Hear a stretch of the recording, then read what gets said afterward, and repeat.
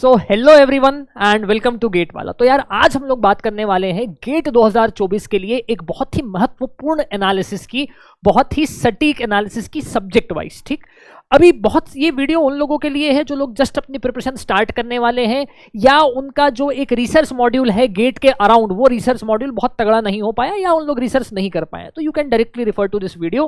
This is going to be one of the most honest video that I am going to tell. Subject by subject में आपको electrical, electronics, engineering दोनों की सटीक analysis बताने वाला हूं जो पिछले 4-5 साल के ट्रेंड पे बेस्ड है। 4-5 साल के ट्रेंड पे बेस्ड है, थोड़ा बहुत कम ज्यादा हल्का फुल्का चलता रहता है। ठीक है, बट इतना एक्सपेक्टेशन आप किसी पर्टिकुलर सब्जेक्ट से रख सकते हैं, इस मुद्दे पे मैं आपसे बात करने यहां पे आया हुआ हूं। ठीक, सबसे पहली चीज मैं आता हूं यहां पे इलेक्ट्रिकल इंजीनियरिंग में। इलेक्ट्रिकल इंजीनियरिंग के सारे सब्जेक्ट को मैंने क्या कर दिया है, common subject, core subject, maths and general aptitude में डिवाइड कर दिया है। ठीक है, तो यार देखो सबसे इंपॉर्टेंट चीज तो ये कि भाई मैथ्स और जनरल एप्टीट्यूड जो है ये तो भाई फिक्स्ड है अपने पास। ठीक है, ये क्या देखने को मिल रहा है हमको, ये हमको एब्सोल्युटली फिक्स देखने को मिल रहा है। 15 नंबर का एप्टीट्यूड आएगा और 13 नंबर का मैथमेटिक्स आएगा। No one is going to stop this. मतलब 28 नंबर हमारे पेपर का नॉन टेक्निकल होने वाला है। 100 में से 28 नंबर नॉन टेक्निकल होने वाला है। इजी वाला जोन है यहाँ पे। ठीक है, केवल कुछ चीज जो फंस सकती है आपके साथ वो वर्बल एप्टीट्यूड फंस सकती है अगर आपका मीडियम हिंदी रहा है कभी तो। ठीक है, अदरवाइज आप यहां पे 28 में से 20-21 डेफिनेटली स्कोर कर सकते हो। बहुत सारे लोग इस पे इतना नॉर्मली स्कोर करते हैं। ठीक, लेकिन the big elephant is here, that is what your technical part. जो पहले 2 डिस्ट्रीब्यूशन मैंने करके रखे हैं ये आपके पास टेक्निकल पार्ट है। ठीक है, टेक्निकल पार्ट की बात अगर मैं करता हूं आपके पास तो देखिए क्या देखने को मिल रहा है। कॉमन सब्जेक्ट में आपके पास है network theory, control system, analog, signal और डिजिटल। कॉमन इसको मैं इसलिए कह रहा हूं क्योंकि ये वो सब्जेक्ट हैं जो आपको इलेक्ट्रॉनिक्स में भी देखने को मिलते हैं, जो आपको इंस्ट्रूमेंटेशन में भी देखने को मिलते हैं। ठीक है, तो जैसे आप देख रहे हैं नेटवर्क हो गया, कंट्रोल हो गया, एनालॉग हो गया, सिग्नल हो गया, डिजिटल हो गया। तो इसमें सबसे फर्स्ट सब्जेक्ट जो आपको स्टार्ट करना चाहिए वो होगा आपके पास क्या, नेटवर्क। देखो कॉमन से कोर में जब आप जाएंगे तो कोर में कॉमन का इस्तेमाल होगा, कोर में कॉमन का यूज होगा। ठीक है, डायरेक्टली अगर आप कोर पढ़ रहे हैं तो आपकी वो इफिशिएंसी नहीं आएगी सब्जेक्ट्स में, वो कमांड नहीं आएगा सब्जेक्ट्स में जो आपको कॉमन पढ़ने से आएगा। तो एक करेक्ट सीक्वेंस जो है, एक करेक्ट नॉमेनक्लेचर जो है पढ़ने का, वो आपको क्लियर होना चाहिए, एब्सोल्युटली क्लियर होना चाहिए। Getting my point. ठीक, तो मेरे भाई सबसे पहला सब्जेक्ट आप पढ़े नेटवर्क थ्योरी। वाई? क्योंकि नेटवर्क थ्योरी बेटा आता है 8 से 10 नंबर का। ठीक, कुछ पेपर में 6 नंबर का भी आया है, कुछ पेपर में 12-13 नंबर का भी आया है, लेकिन 8 से 10 ऑन एन एवरेज पिछले 4-5 साल का। 4-5 साल में स्ट्रेस क्यों दे रहा हूं, मैं आजकल काउंट करने लगा हूं पेपर के पैटर्न को पोस्ट वर्चुअल कैलकुलेटर एरा से। ठीक है, 2016 से पहले जो था आपके पास वो जो जोन था वहां पे आपके पास साइंटिफिक कैलकुलेटर अलाउड था, तो पेपर का लेवल डिफरेंट था, क्वेश्चन का टाइप डिफरेंट था, बहुत सारी चीजों में हमको सिग्निफिकेंट डिफरेंस देखने को मिलता था। बट अभी जब से वर्चुअल कैलकुलेटर गेम में आया है, क्वेश्चन का क्वालिटी, क्वेश्चन का स्टाइल थोड़ा सा चेंज हुआ है। According to that I am talking. ठीक है, उसके अकॉर्डिंग अगर मैं बात करूं, नेटवर्क थ्योरी आपका पहला सब्जेक्ट होना चाहिए। मशीन उसके बिना पॉसिबल नहीं, पावर सिस्टम उसके बिना पॉसिबल नहीं, पावर इलेक्ट्रॉनिक्स उसके बिना पॉसिबल नहीं, मेजरमेंट उसके बिना पॉसिबल नहीं, एनालॉग इलेक्ट्रॉनिक्स यहां पे उसके बिना पॉसिबल नहीं है। ठीक है, तो आपको नेटवर्क थ्योरी आना चाहिए। 8 से 10 नंबर का डायरेक्ट आपको एग्जाम में देखने को मिलेगा। 8 से 10 नंबर का डायरेक्टली ये आपको एग्जाम में देखने को मिलेगा। और 6 से आपको क्या बोलते हैं, इसकी जो इनडायरेक्ट डिपेंडेंसी है वो हर एक क्वेश्चन में आपको देखने को मिलेगी, मशीन के, पावर इलेक्ट्रॉनिक्स के, पावर सिस्टम के, मेजरमेंट के। ठीक है, तो नेटवर्क थ्योरी को आप समय देके बड़े सलीके से, बड़े तहजीब से पढ़ें। ठीक है, क्योंकि नेटवर्क थ्योरी एक ऐसी चीज है जो आपसे कहीं पे भी बेसिक ब्लेंडर मिस्टेक्स करवा सकता है। पोलैरिटी गलत हो गई, करंट का डायरेक्शन गलत ले लिए, तो ये पूरा नेटवर्क थ्योरी से आता है। ठीक है, ऐसा नहीं कि मैं पढ़ाता हूं इसलिए ऐसा बोल रहा हूं, ये एक जनरल सी टेंडेंसी है जो आपको फॉलो करनी है। ठीक है, after network theory, after studying network theory you can start with any of the subjects. ठीक है, आप सिग्नल सिस्टम ले सकते हैं, मतलब मेरा प्रायोरिटी रहेगा कि आप सिग्नल सिस्टम ले लें। आप थर्ड में इनको ले लें, ठीक है। ये ऐसा आप कर सकते हैं। सिग्नल सिस्टम, कंट्रोल सिस्टम, इनका भी हल्का फुल्का एप्लीकेशन यहाँ पे हमको देखने को लगातार मिलता रहता है, ठीक है।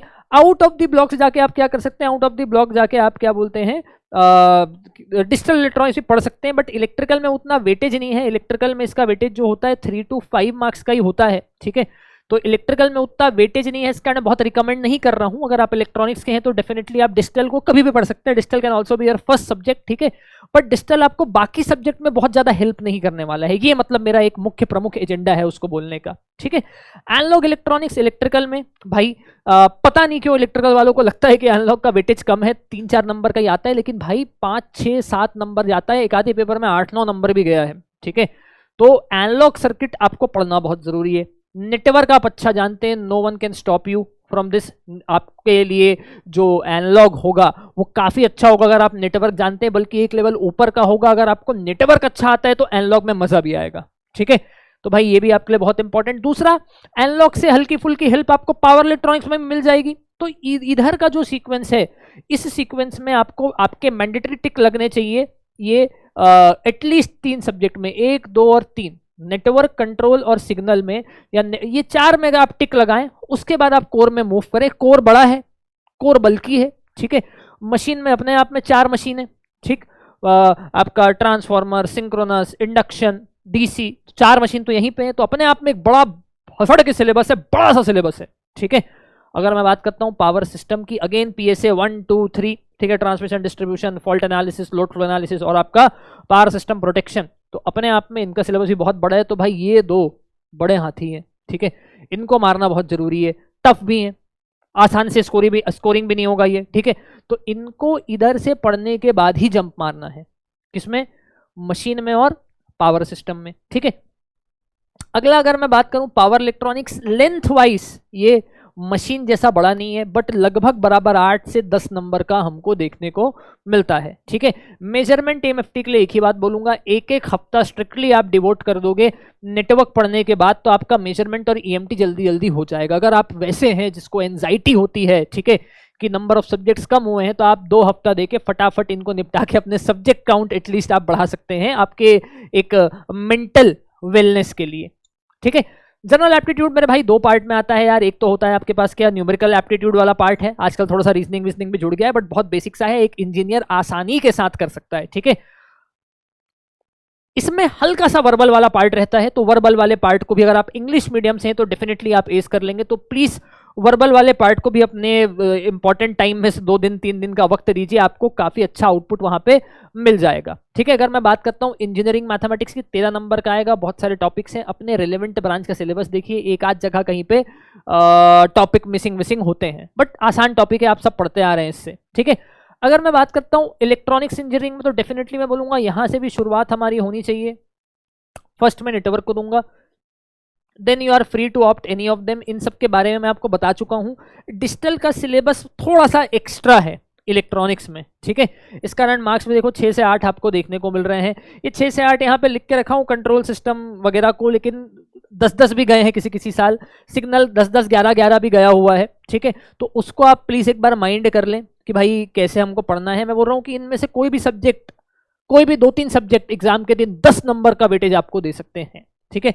इसके बारे में बात कर ले, जनरल एप्टीट्यूड और इंजीनियरिंग मैथमेटिक्स। बचता है यहाँ पे ईडीसी, एमएफटी, कम्युनिकेशन, ठीक है। जो ये कोर सब्जेक्ट्स है ना, ये कोर सब्जेक्ट्स हैं, ठीक है। ये कोर सब्जेक्ट्स का डिफिकल्टी लेवल साइज जो है, ठीक है, साइज मशीन जितना नहीं है, पावर सिस्टम जितना नहीं है, लेकिन साइज कम है इसका ये मतलब नहीं कि आसान है भाई। सिग्निफिकेंट डिफिकल्टी लेवल है इसकी। ईडीसी की डिफिकल्टी लेवल काफ़ी ज़्यादा हाई है। ईडीसी की जो डिफिकल्टी लेवल है ना, ये काफ़ी ज़्यादा हाई है। ईएमएफटी की डिफिकल्टी लेवल जो है वो काफ़ी ज़्यादा हाई है। कम्युनिकेशन की डिफिकल्टी लेवल जो है वो काफ़ी ज़्यादा हाई है। इसको मैं हार्ड कोट करूंगा, एक्सेप्ट 2023 का पेपर। 2023 के पेपर के अलावा 2023 का पेपर इलेक्ट्रॉनिक्स के इतिहास का सबसे बड़ा एक्सेप्शन था। इससे आसान पेपर कभी आया ही नहीं था, ठीक है।